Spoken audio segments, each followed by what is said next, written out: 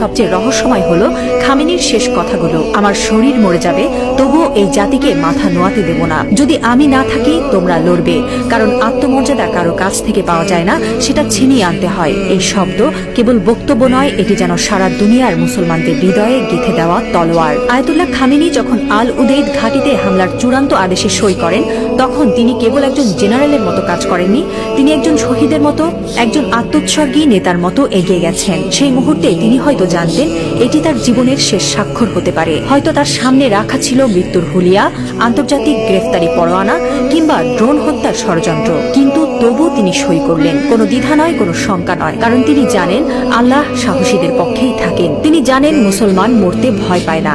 যারা আল্লাহর পক্ষে থাকেন তারা জানে মৃত্যু মানেই পরাজয় নয়, বরং আত্মত্যাগী বিজয়ের শুরু। এই একজন মানুষ এখন আর কেবল ইরানের নেতা নন, তিনি হয়ে উঠছেন সারা বিশ্বের মুসলিম উম্মার প্রতীক। একজন বিশ্বাসী, একজন অটল মুজাহিদ, একজন সাহসী পিতার মতো তিনি বলছেন, আমি থাকি বা না থাকি তোমরা লড়বে। হ্যাঁ মুসলিম উম্মাহ, তোমরা মাথা নিচু করো না। লা ইলাহা ইল্লাল্লাহ, আল্লাহ ছাড়া আর কোনো ইলাহ নেই।